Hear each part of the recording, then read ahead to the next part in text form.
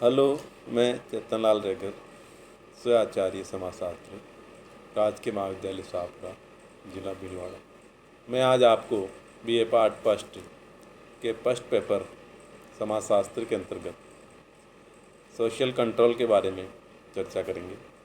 जैसा कि हमने के पूर्व के वीडियो में बताया था कि सोशल मोबिलिटी क्या थी, और आज हम सोशल कंट्रोल के बारे में चर्चा करेंगे। सामाजिक नियंत्रण की जो अवधारणा है का समाजशास्त्रीय साहित्य में बहुत ही महत्वपूर्ण स्थान है। सामाजिक संरचना में दृढ़ता अर्थात एकता या समन्वय रखने वाली शक्तियों के संदर्भ में जितना साहित्य रचा गया है उसे हम सामाजिक नियंत्रण के शीर्षक के अंतर्गत रख सकते हैं। मैकाइवर ने भी कहा कि समाजशास्त्रीय साहित्य का एक बहुत बड़ा भाग सामाजिक नियंत्रण का विवेचन करता है।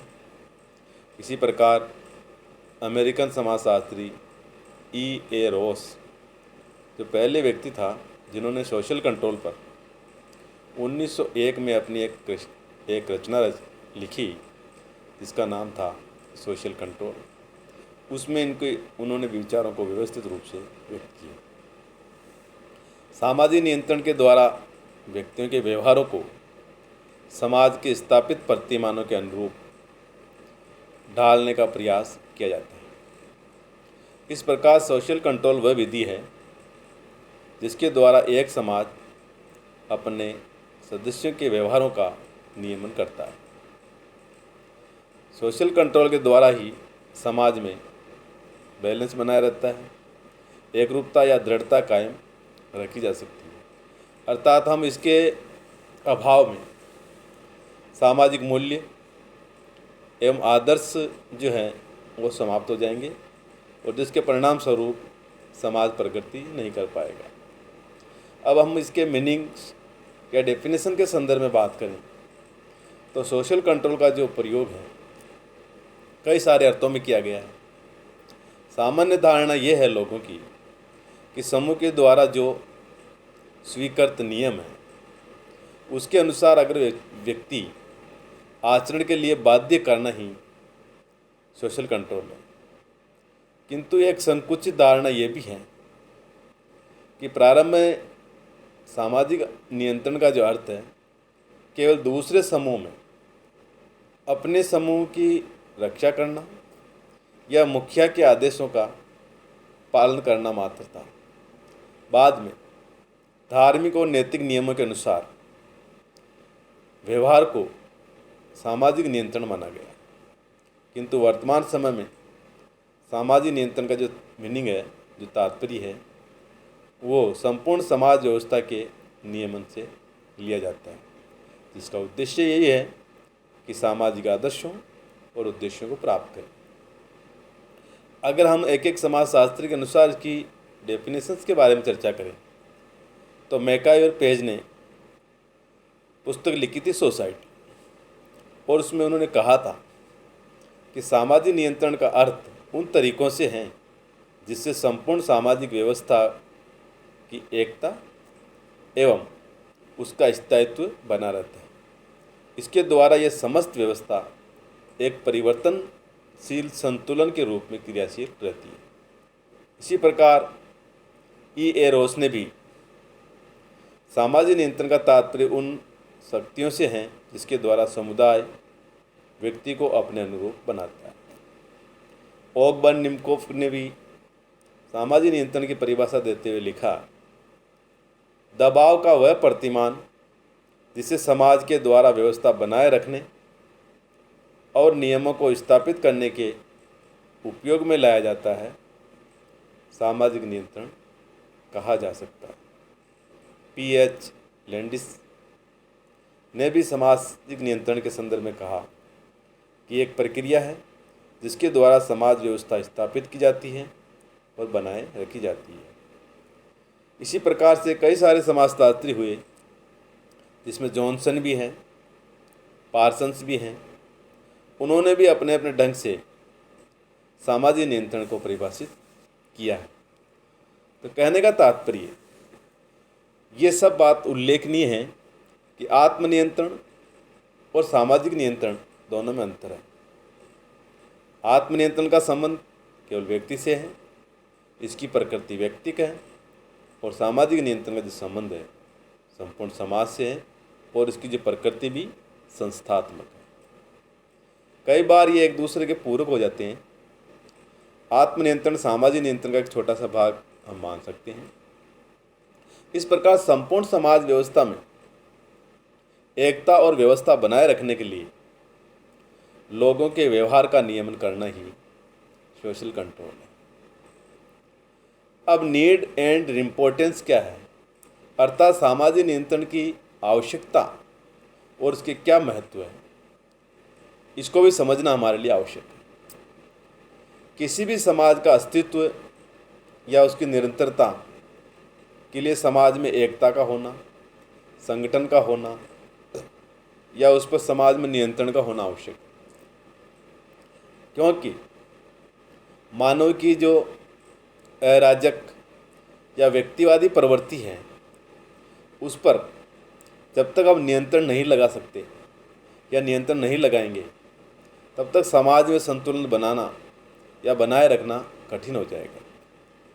व्यक्तिगत उद्देश्यों की पूर्ति के लिए भी सामाजिक मूल्यों या समाज के सदस्यों पर नियंत्रण रखना आवश्यक है, क्योंकि समाज को व्यवस्थित और संगठित रखते ही हम सोशल वैल्यू को प्राप्त कर सकते हैं, और इसके लिए हमें कंट्रोल की आवश्यकता है।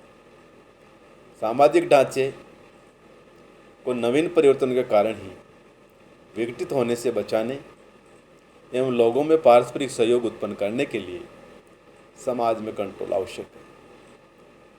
इसकी कौन कौन सी इम्पोर्टेंस है उसका हम उल्लेख करें तो पहला जो महत्व है सोशल कंट्रोल का, वह है सामाजिक संगठन की स्थिरता। सोशल नियंत्रण के लिए या सामाजिक नियंत्रण के द्वारा व्यक्ति के निरकुंस या अराजक प्रवृत्तियों पर कंट्रोल रखा जा सकता है, उसे मनमानी नहीं करने दी जा सकती, और उससे समाज द्वारा जो मान्य व्यवहारों के अनुरूप ढालने का प्रयास किया जाता है, जिसके फलस्वरूप समाज में अनिश्चितता एवं अस्थिरता जो वो समाप्त हो जाती है और समाज की संगठन में निरंतरता बनी रहती है। दूसरा जो महत्व है परंपराओं की रक्षा।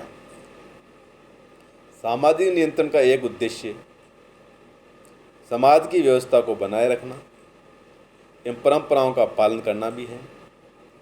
परंपराओं में हमारे पूर्वजों का अनुभव एवं ज्ञान निहित होता है, जिसे नई पीढ़ी पुरानी पीढ़ी के द्वारा सीख लेती है। परंपराओं के अनुसार आचरण करने से समाज में एकरूपता एवं दृढ़ता बनी रहती है। परंपराएं हमारे संस्कृति की धरोहर हैं, रक्षक हैं, और सोशल कंट्रोल द्वारा लोगों को परंपराओं को अपनाने के लिए बाध्य किया जा सकता है। तो परंपराओं की रक्षा के दृष्टिकोण से भी इसका महत्व बताया गया है। इसी प्रकार नंबर 3, समूह में एकता। समाज व समूह का सुचारू रूप से संचालन तभी संभव है जब उसमें एकता हो। विघटन या विपत्त गमन की जो प्रवृत्तियां हैं प्रबल नहीं होनी चाहिए, अन्यथा समूह टूट जाएगा, बिखर जाएगा। तो इसलिए नियंत्रण के द्वारा समाज विरोधी जो शक्तियां हैं उस पर हम अंकुश रख सकते हैं और उसको समाज के अनुरूप ढाल सकते हैं। तो समूह में एकता की आवश्यकता है। इसी प्रकार समूह में एकरूपता। व्यवस्थित रूप से समाज को चलाने के लिए आवश्यक है कि उसके सदस्य के जो व्यवहार हैं, जो व्यवहारों में एकरूपता हो, समानता हो, ताकि सामाजिक नियंत्रण द्वारा लोगों के विचारों, व्यवहारों और उनकी सोच दृष्टिकोण में एकरूपता लाई जा सके। तो नियंत्रण के लिए एकरूपता का भी महत्व बताया है। इसी प्रकार कोऑपरेशन। नंबर 5 है सहयोग। समाज के अस्तित्व एवं निरंतरता को बनाए रखने के लिए यह आवश्यक है कि उसके सदस्यों में परस्पर सहयोग हो, क्योंकि नियंत्रण की सहायता से ही लोगों में सहयोग प्राप्त किया जाता है, और सहयोग के अभाव में समाज में क्या होगा, अनियंत्रित जीवन हो जाएगा असंघर्ष की स्थितियाँ हो जाएगी या विघटन होगा। तो सामाजिक जीवन को बनाए रखने के लिए या खतरे को टालने के लिए समाज में नियंत्रण की उपस्थिति का होना आवश्यक है और ये सब व्यक्ति के सहयोग से ही संभव है। इसी प्रकार नंबर 6, सामाजिक सुरक्षा। सामाजिक नियंत्रण लोगों को मानसिक और बाह्य सुरक्षा प्रदान करता है। व्यक्ति का जब ये विश्वास होता है कि उसके हितों की रक्षा होगी तो वह मानसिक रूप से भी संतुष्ट होगा और सुरक्षित महसूस करेगा। तो सामाजिक नियंत्रण के द्वारा व्यक्ति की शारीरिक एवं प्रॉपर्टी की रक्षा की जा सकती है। इसी प्रकार उसके भरण पोषण की समुचित व्यवस्था को बनाए रखने के लिए भी समाज में नियंत्रण द्वारा सहयोग देता है। नंबर 7, व्यक्तिगत व्यवहार पर नियंत्रण। सामाजिक नियंत्रण के द्वारा व्यक्ति के स्वच्छंद व्यवहार एवं मनमानी पर भी रोक लगाई जा सकती है। प्रत्येक व्यक्ति अपनी इच्छा अनुसार आचरण करने लगेगा तो उससे क्या होगा, सामाजिक जीवन का अस्तित्व खतरे में पड़ जाएगा। इसलिए नियंत्रण के अभाव में मानव न होकर के पशु के समान हो जाएगा। और इसी संदर्भ में लैंडिस ने भी कहा था कि मानव नियंत्रण के कारण ही मानव है। तो कहने का तात्पर्य हम देख सकते हैं कि सामाजिक नियंत्रण के लिए समाज के संगठन का होना आवश्यक है। इस प्रकार से समाज की ये इम्पोर्टेंस जो है बताई गई है। अगर हम इसके प्रकार के बारे में बात करें तो अगला हेडिंग है फॉर्म्स ऑफ सोशल कंट्रोल, अर्थात टाइप्स ऑफ सोशल कंट्रोल। सामाजिक नियंत्रण के स्वरूप या प्रकार। विभिन्न विद्वानों ने सामाजिक नियंत्रण के विभिन्न प्रकारों का और स्वरूपों का उल्लेख किया, जिसमें पहला है कॉन्शियस एंड अनकॉन्शियस कंट्रोल, अर्थात चेतन और अचेतन नियंत्रण। अमेरिकन समाजशास्त्री हुए थे चार्ल्स कूले और एल बर्नार्ड। इन्होंने सोशल कंट्रोल के 2 स्वरूपों का उल्लेख किया था, पहला चेतन व दूसरा अचेतन।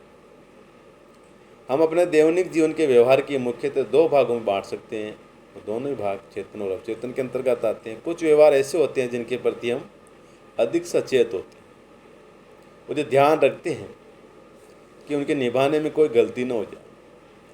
उदाहरण के लिए, एक क्लर्क ऑफिस में अपने बॉस की कुर्सी पर नहीं बैठता, किंतु उन्हीं कुर्सी पर बैठता है जो क्लर्क के लिए है। इस प्रकार वह स्थिति को समझकर कार्य करता है। दूसरी ओर कुछ व्यवहार ऐसे हैं जो हमारे व्यक्तित्व, आदर्श एवं मूल्यों के अंग बन चुके हैं, जिनका हमारे मस्तिष्क में प्रभाव स्थायी हो चुका है। उनका पालन करने के लिए हम अधिक सोचना नहीं पड़ता, स्वतः ही वैसा आचरण करने लग जाते हैं। तो उदाहरण के लिए, वस्त्र पहनते समय हमें जिस वस्त्र को जहाँ धारण करना है वहीं पहनते हैं, बनियान को कोट पर धारण नहीं करते। तो ये सब कुछ अचेतन रूप से ही होता है, क्योंकि यद्यपि अगर एक निश्चित प्रकार का आचरण करने के कारण हम स्वतः वैसा करने लगते हैं। तो ये जो कंट्रोल है, कॉन्शियस और अनकॉन्शियस के द्वारा प्रकट किया गया। दूसरा स्वरूप है डायरेक्ट एंड इनडायरेक्ट कंट्रोल, अर्थात प्रत्यक्ष और अप्रत्यक्ष नियंत्रण। इसके संबंध में कार्ल मानहीम ने सामाजिक नियंत्रण के 2 स्वरूपों का उल्लेख किया। अप्रत्यक्ष नियंत्रण से तात्पर्य ऐसे नियंत्रण से है जो व्यक्ति पर उसके बहुत ही समीप के व्यक्तियों द्वारा लागू किया जाता है, जैसे माता पिता है, दोस्त हैं, गुरुजन हैं, पड़ोसी हैं, के द्वारा किए जाने वाला जो नियंत्रण है, यह नियंत्रण प्रशंसा, आलोचना, सम्मान या पुरस्कार के रूप में किया जाता है। इस प्रकार के नियंत्रण का प्रभाव गहरा और स्थायी होता है, क्योंकि यही व्यक्ति के सामाजिकरण के माध्यम भी व्यक्ति शेष सामाजिक और भौतिक पर्यावरण तथा विभिन्न समूहों एवं संस्थाओं द्वारा लागू किया जाने वाला जो नियंत्रण है वह है अप्रत्यक्ष नियंत्रण कहलाता है। तो नियंत्रण का यह स्वरूप अत्यधिक सूक्ष्म और छोटे छोटे व्यवहारों को नियंत्रित करने वाला होता है। यह व्यक्ति को विशेष प्रकार के व्यवहार करने के लिए बाध्य करता है। शुरू में तो हम चेतन रूप से नियंत्रित होते हैं, किंतु बाद में यह नियंत्रण हमारे व्यवहार और मूल्यों का अंग बन जाता है और हम स्वाभाविक रूप से उसे मानने लगते हैं। तो अप्रत्यक्ष नियंत्रण में तर्क एवं सामूहिक कल्याण को अधिक महत्व दिया जाता है। तीसरा प्रकार जो सामाजिक नियंत्रण के बताया है वह है पॉजिटिव एवं नेगेटिव कंट्रोल, अर्थात सकारात्मक और नकारात्मक नियंत्रण। इसके संबंध में किम्बाल यंग ने कहा कि समाज में दो प्रकार के नियंत्रण होते हैं, सकारात्मक और नकारात्मक। सकारात्मक नियंत्रण में व्यक्ति को पुरस्कार देकर सही व्यवहार करने के लिए प्रेरित किया जाता है। उदाहरण के लिए जैसे अच्छे आचरण करने वाले छात्र को, श्रेष्ठ छात्र को, श्रेष्ठ खिलाड़ी को, वीर सिपाही को पुरस्कार, धन्यवाद, शाबाशी या प्रशंसा पत्र आदि दे सकते हैं। तो ये पॉजिटिव कंट्रोल। एक है नकारात्मक नियंत्रण। इसमें समाज विरोधी व्यवहार करने वाले व्यक्ति को दंडित किया जाता है। दंड की मात्रा कितनी होगी ये इस बात पर निर्भर करेगा कि व्यक्ति ने कितना गंभीर अपराध किया है। दंड, उपवास, व्यंग्य, आलोचना, बहिष्कार, जेल, जुर्माना, मृत्युदंड आदि कई प्रकार का हो सकता है। आदिम एवं आधुनिक समाजों में नकारात्मक सामाजिक नियंत्रण अधिक प्रभावकारी है। नंबर 4, संगठित, असंगठित एवं सहज नियंत्रण, organised and unorganised and automatic control. इसके संबंध में गुरुविच तथा मूर ने इन तीनों स्वरूपों के बारे में बताया और उन्होंने कहा कि संगठित नियंत्रण का अर्थ उस नियंत्रण से है जो अनेक छोटी बड़ी एजेंसियों और व्यापक नियमों द्वारा व्यक्ति के व्यवहारों को प्रभावित करता है। इसका विकास नियमित रूप से होता है और इसे स्वेच्छाचारी प्रकृति कहा जा सकता है। इसमें व्यक्ति के अधिकारों एवं कर्तव्यों को स्पष्ट रूप से परिभाषित किया जाता है। शिक्षण संस्था है, परिवार है, राज्य है, बैंक है आदि के द्वारा लगाए गए जो नियंत्रण है वो इस श्रेणी के अंतर्गत आते हैं। इसी प्रकार असंगठित नियंत्रण के अंतर्गत सांस्कृतिक प्रतीक एवं नियम आते हैं। दैनिक जीवन में इसका प्रभाव सर्वाधिक होता है, जैसे संस्कारों, परंपराओं, जनरीतियों व लोकाचारों द्वारा जो किया जाने वाला नियंत्रण है वो इसी प्रकार का है। इसी प्रकार ऑटोमेटिक कंट्रोल अर्थात सहज कंट्रोल जो का आधार है व्यक्तियों के अनुभव, मूल्यों, आदर्श, विचारों और उसकी आवश्यकताएं। व्यक्ति अपनी आवश्यकताओं की पूर्ति के लिए स्वतः ही कार्य करता है और कुछ व्यवहारों को सीखता है। व्यक्ति स्वयं अपने अनुभव एवं आवश्यकताओं के कारण कुछ नियंत्रण को स्वीकार करता है, तो यह सहज नियंत्रण के अंतर्गत आता है। इसी प्रकार नंबर 5 वह जो प्रकार है सोशल कंट्रोल का वह है सत्तावादी एवं लोकतांत्रिक। सत्तावादी और लोकतांत्रिक कंट्रोल के संदर्भ में लेपियर ने कहा था कि सामाजिक नियंत्रण को 2 भागों में बांटा गया है। एक तो वो जो ऑथोक्रेटिक होता है, एक डेमोक्रेटिक होता है। ऑथोक्रेटिक यानी सत्तावादी। जब कभी कोई प्रशासनिक संस्था या दंड देने वाला व्यक्ति समाज द्वारा स्वीकृत जो संगठनों के अतिरिक्त किसी दूसरे लक्ष्य की प्राप्ति के लिए उत्पीड़न अथवा शक्ति का प्रयोग करता है, तब इस प्रकार से स्थापित किए गए नियंत्रण को सत्तावादी नियंत्रण कहते हैं। और लोकतांत्रिक नियंत्रण में व्यक्तियों को स्वेच्छा से एक विशेष प्रकार का आचरण करने को प्रेरित किया जाता है। इसमें व्यक्ति को संतुष्ट करने के लिए आपसी वार्तालाप किया जाता है, जबकि सत्तावादी नियंत्रण में धमकी एवं शारीरिक उत्पीड़न का सहारा लिया जाता है। और लोकतांत्रिक नियंत्रण में व्यक्तियों को पुरस्कार या भावात्मक प्रेरणा के द्वारा कंट्रोल में रखा जाता है। तो इस प्रकार से सत्तावादी और लोकतांत्रिक नियंत्रण भी समाज में देखा जा सकता है।